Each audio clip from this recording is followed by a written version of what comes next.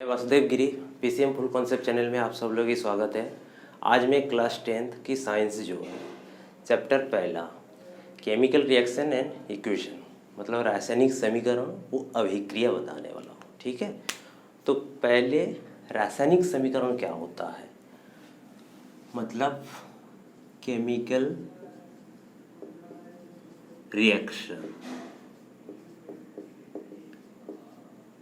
जिसको क्या कहते हैं हिंदी में रासायनिक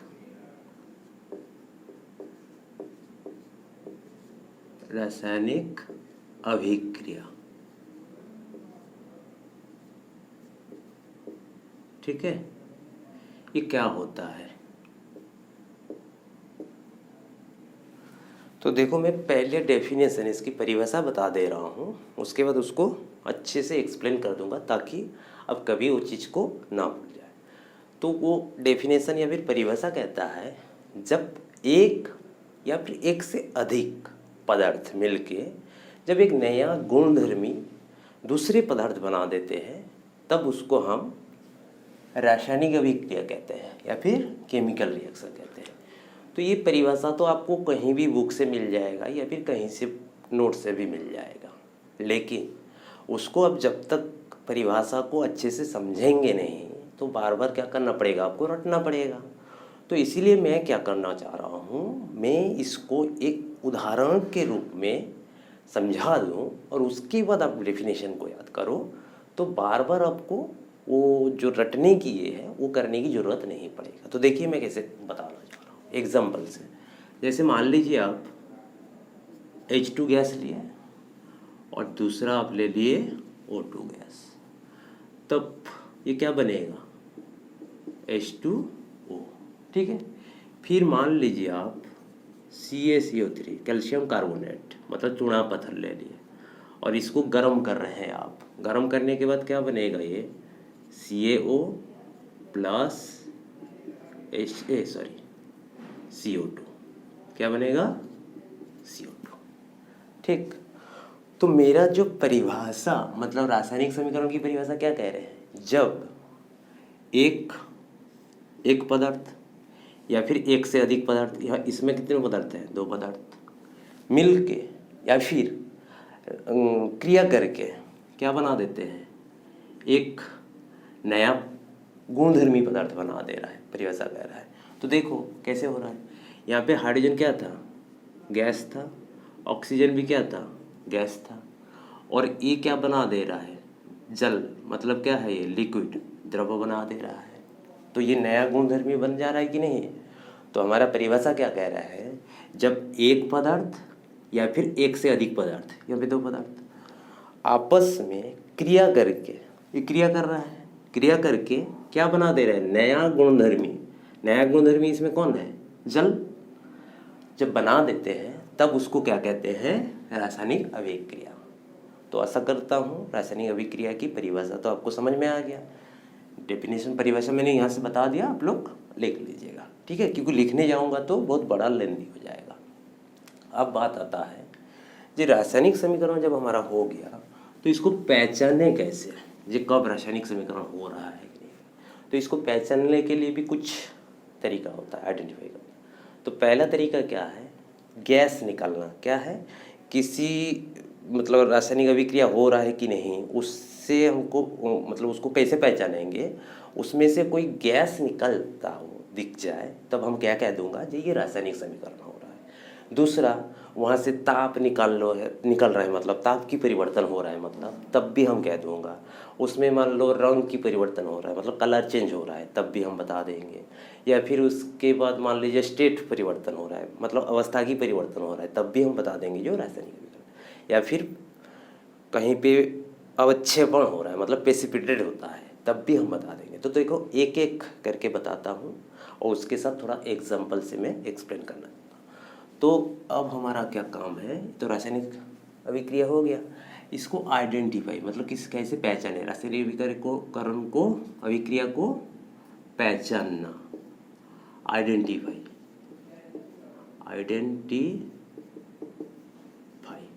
आइडेंटिफाई मतलब पहचानोगे कैसे, कोई रासायनिक अभिक्रिया हो रहा है उसको पहचानोगे कैसे।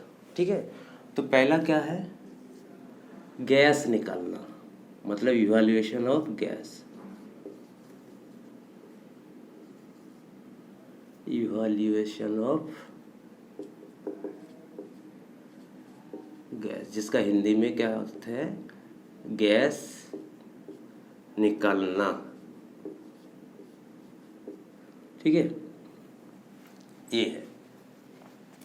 तो अब गैस निकालना, तो इसको एग्जांपल से हम लोग समझने की कोशिश करते हैं। कैसे है ये कनिकल फ्लेक्स ले लीजिएगा। कनिकल फ्लेक्स इस टाइप के होते हैं। ठीक है, कनिकल फ्लेक्स ले लिए, इसमें जिंक की टुकड़ा डाल दिए। क्या डाल दे रहा हूँ मैं, जिंक का टुकड़ा, जिंक को Zn से दर्शाते हैं।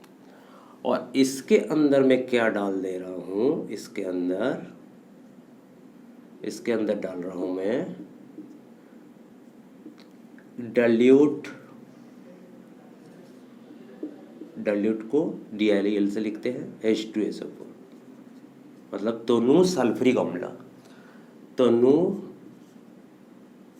सल्फ्यूरिक अम्ल। ठीक है, तनु सल्फ्यूरिक अम्ल, और इसमें लिए थे क्या मैंने, जिंक की टुकड़ा। तो अब क्या होगा, हमारे पास तो जिंक की टुकड़ा था और मैंने डाला क्या, तनु H2SO4, तो बन जाएगा क्या ये ZnSO4 प्लस H2 गैस। तो देखो इससे हमको क्या पता चल रहा है, जो ये रासायनिक अभिक्रिया हो रहा है कि नहीं, ये हाइड्रोजन गैस इससे निकलता हुआ देख के हमको पता चल जाएगा। तो क्या है, पहला जो है इवैल्यूएशन ऑफ गैस या फिर गैस निकालना। ठीक है, दूसरा क्या है, रंग परिवर्तन। दूसरा क्या है, रंग परिवर्तन, मतलब कलर चेंज,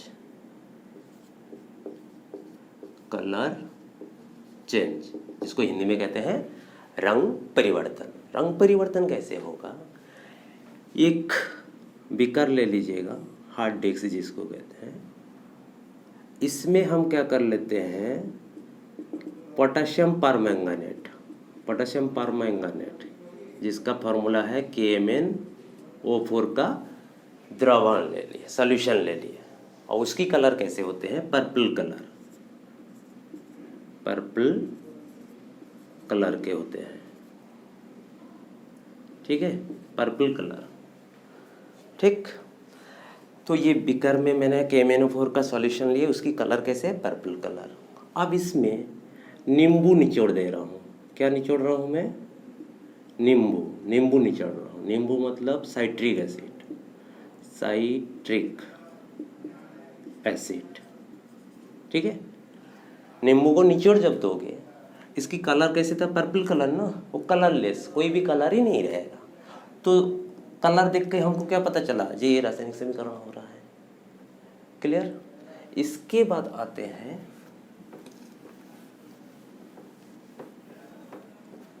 गैस निकलना हो गया, कलर चेंज हो गया। अब आते हैं अवस्था की परिवर्तन। अवस्था की परिवर्तन मतलब स्टेट चेंज,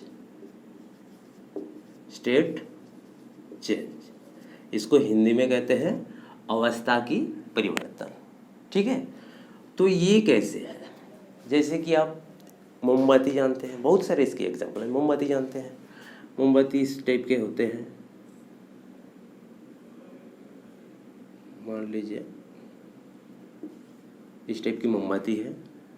ये मोमबत्ती अभी किस अवस्था में है, ठोस अवस्था में, मतलब सॉलिड में ही है, सॉलिड अवस्था में है। अब इसको जब जलाओगे तो ये सॉलिड क्या होगा, पिघलना स्टार्ट होगा, और यहाँ से क्या होगा, गैस निकलना स्टार्ट करेगा, CO2 गैस निकलेगा, और ये क्या होगा, मेल्ट होने लगेगा, मतलब पिघलना स्टार्ट होगा। तो पहले देखो मोम कैसे था, सॉलिड में था, उसके बाद क्या हो रहा है, ये पिघल जा रहा है और यहाँ से गैस निकल रहा है। तो ये चीज़ देख करके हम क्या कह देंगे, जे यहाँ पे अवस्था की परिवर्तन हो रहा है। तो रासायनिक अभिक्रिया को पहचानने की 3 तरीका समझ गए अब, और 2 तरीका है। एक है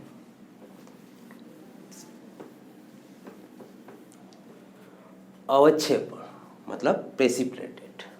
ठीक है, अवक्षेपण, अवक्षेपण क्या है, प्रेसिपिटेटेड, प्रेसिपिटेटेड या फिर प्रेसिपिटेटेड, चलो ठीक है, अवक्षेपण, जिसको हिंदी में क्या कहते हैं, अवक्षेपण। तो अवक्षेपण क्या है, मान लीजिए आप ले लिए हैं बेरियम सल्फेट, ये सॉरी H2SO4, तनु H2SO4, डाइल्यूट H2SO4, इसको तनु H2SO4। साथ में क्या लिए हैं, बेरियम क्लोराइड, बेरियम क्लोराइड को BaCl2 से दर्शाते हैं। ठीक है, तो अब बनेगा क्या, ये Ba इसकी H2SO4 को लेकर के BaSO4 बनेगा, और ये Cl ये हाइड्रोजन को लेकर के Cl, और ये क्या हो जाएगा, नीचे बैठ जाएगा, ये प्रेसिपिटेट PPT, जिसको शॉर्ट में इंग्लिश में PPT लिख देते हैं। ठीक है, या फिर PPT लिख दो, ये नीचे बैठ जाएंगे। तो इससे हमको पता चल जाएगा क्या, ये अवक्षेपण। और एक है ताप की परिवर्तन, दूसरा क्या है, ताप परिवर्तन, मतलब heat change. Heat change, heat change देख करके हम कैसे पता करें जो वहाँ पे रासायनिक अभिक्रिया हो रहा है। तो इसके लिए भी आप लोग घर पे देखते होंगे, क्या है, जैसे मार्केट से आप चूना लेके आते हैं, मान लीजिए कौन सा चूना, CaO, ठीक है, इसको क्विक लाइम बोलते हैं, क्विक लाइम, और हिंदी में बुझा हुआ चूना। और इसमें क्या कर दो आप, पानी डाल दो इसके अंदर, पानी मतलब H2O, जल डाल दिया, तो क्या हो जाएगा, ये क्या बना देगा, CaOH होल्ड, ये सेलेक्ट लाइम बन जाएगा। ठीक ना, मतलब कलचून बोलते हैं इसको। तो ये बन जाएंगे, जो ये पान में जो लगा के खाते हैं ये वाले, और ये आप मार्केट से जो लाते हैं पोताई करने के लिए। ठीक है, तो देखो यहाँ पे तब क्या हो गया, ये था मेरा कैल्शियम ऑक्साइड, उसके अंदर जब जल डाले हम तो ये चीज़ बना, और जब इस चीज़ को जल डालो तो इस जो बीकर है, जो ग्लास है, इसको जब टच करोगे अपने हाथ से तो यहाँ पे क्या होगा, गर्म लगने लगेगा। कहने का मतलब यहाँ पे क्या हो रहा है, हीट इवॉल्व हो रहा है, हीट इवॉल्व हो रहा है। ठीक है, तो इससे हमको क्या पता चल रहा है, ये ताप की हीट चेंज हो रहा है। तो ऐसा करता हूँ, केमिकल रिएक्शन भी आपको समझ में आ गया, और केमिकल रिएक्शन को पहचानने की तरीका भी पता चल गया। अब बताता है जी, ये केमिकल रिएक्शन या फिर रासायनिक अभिक्रिया खाली लेबोरेटरी में ही होता है क्या, मतलब मैंने जितने भी अभी पहचानने के लिए तरीका दिखाया क्या, वो लेबोरेटरी में दिखाया? नहीं, ऐसे कोई बात नहीं है जो रासायनिक अभिक्रिया खाली लेबोरेटरी में होंगे। हमारे डेली लाइफ में भी कुछ रासायनिक अभिक्रिया होते हैं। कैसे? जैसे कि हम जो खाना खाते हैं, वो खाना का जो डाइजेस्टिव होना, खाना डाइजेशन, वो क्या है, केमिकल रिएक्शन है। कैसे? क्योंकि हम लोग जो खाना खाते हैं वो क्या है, कार्बोहाइड्रेट होते हैं अधिक मात्रा में। तो कार्बोहाइड्रेट मतलब ग्लूकोज C6H12O6, ठीक है, प्लस क्या लेते हैं हम लोग, ऑक्सीजन।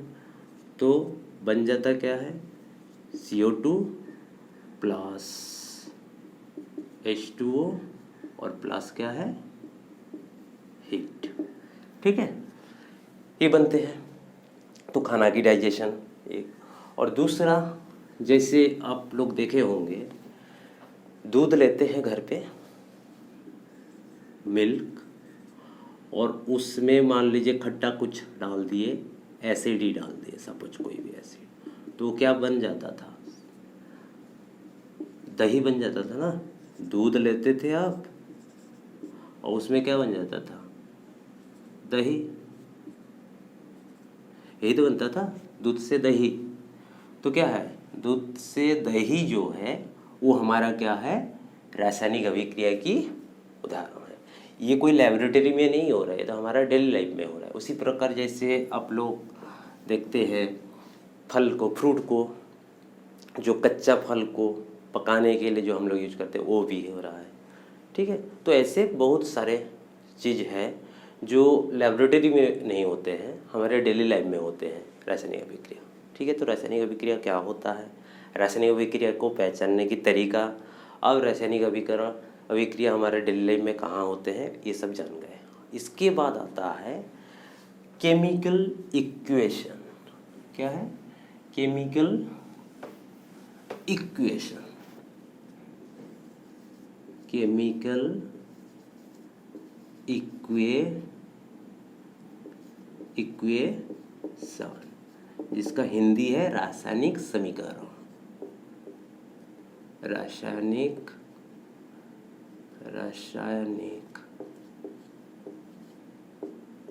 समीकरण। ठीक, रासायनिक समीकरण। तो अभी पढ़े थे हम लोग रासायनिक अभिक्रिया क्या होता है, अब दे दिया रासायनिक समीकरण क्या होता है। तो कुछ नहीं है, थोड़ा सा खाली डिफरेंट है, बाकी वही चीज़ें हैं। जैसे रासायनिक अभिक्रिया क्या पढ़े थे, जब एक या फिर एक से अधिक, तो मान लो हम H2 ले लिए और प्लस O2, ये कौन है, हाइड्रोजन है, ये हाइड्रोजन है, और ये कौन है, ऑक्सीजन है, ऑक्सीजन है, यही तो। और ये क्या बना था, जल, मतलब वाटर। इसको क्या कहते थे हम लोग, रासायनिक अभिक्रिया कहते थे। अब यहाँ पे रासायनिक समीकरण क्या पूछ रहा है, तो हाइड्रोजन को किस प्रतीक में लिख रहा हूँ हम लोग, H2, मतलब हाइड्रोजन गैस की जो सिंबल है क्या है, H2, और ऑक्सीजन गैस का सिंबल क्या है, O2, और जल की सिंबल क्या है, या फिर सूत्र क्या है, H2O।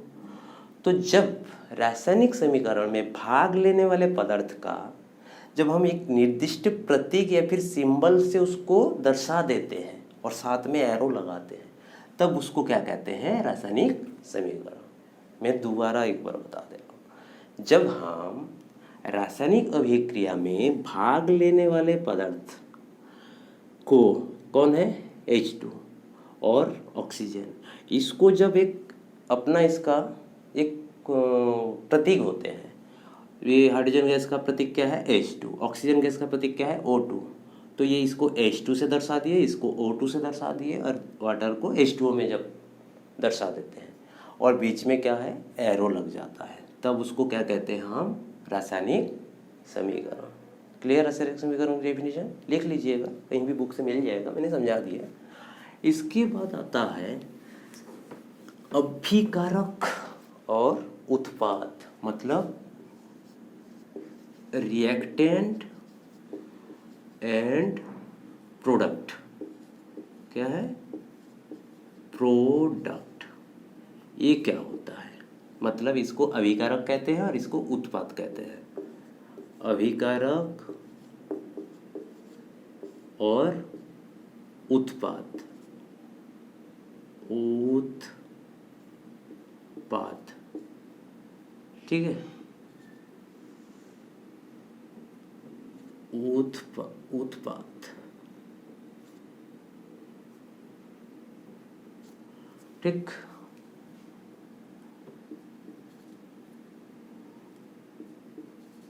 हाँ, अब देखो अभिकारक किसको कहेंगे, उत्पाद किसको कहेंगे, हमने वही फिर चले जाएंगे कहाँ, केमिकल अभिक्रिया, मतलब केमिकल रिएक्शन में।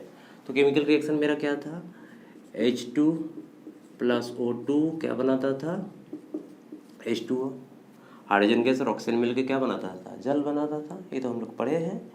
तो देखो किसी केमिकल रिएक्शन में भाग लेने वाले जो पदार्थ, ये क्या है, भाग ले रहा है इस रासायनिक अभिक्रिया में, जो रासायनिक अभिक्रिया में भाग लेते हैं उसको क्या कहते हैं, अभिकारक। तो अभिकारक मेरा कौन हो गया, H2 और O2। और रासायनिक अभिक्रिया में भाग लेने वाले पदार्थ से जो नया एक पदार्थ बन जाता है, तो यहाँ पे क्या बना है, वाटर, इसको क्या कहेंगे, उत्पाद। मैं दोबारा रेफर कह रहा हूँ, कोई रासायनिक अभिक्रिया में भाग लेने वाले पदार्थ को मैं क्या कह रहा हूँ, अभिकारक। रासायनिक अभिक्रिया में भाग लेने वाले पदार्थ से जो नया पदार्थ बनते हैं उसको क्या कहते हैं, उत्पाद। आशा करता हूँ इतना दूर तक आप लोग को क्लियर हो गया। इसके बाद लेक्चर में मैं बताऊंगा ये केमिकल रिएक्शन की बैलेंसी क्या होता है, टाइप ऑफ केमिकल रिएक्शन बताऊंगा, जिसमें आता है आपका संयोजन मतलब कॉम्बिनेशन रिएक्शन, सब्स्टिट्यूशन रिएक्शन, ये और भी बहुत सारे रिएक्शन हैं, वो मैं नेक्स्ट क्लास में बताऊंगा। ठीक है, आशा करता हूँ ये लेक्चर आप लोग को समझ में अच्छी तरीके से आ गया है। तो मेरा लेक्चर आप लोग को अच्छा लगता हो और आप लोग मेरे चैनल में पहली बार हो तो चैनल को सब्सक्राइब कर दीजिएगा, वीडियो को लाइक कर लीजिएगा और कमेंट सेक्शन में ज़रूर लिख दीजिएगा जो कहाँ पे आप लोग को क्या दिक्कतें हो रहा है, ताकि मैं उस चीज़ को सुधार पाऊँ। चलिए, मेरा लेक्चर देखने के लिए आप सब लोगों को धन्यवाद।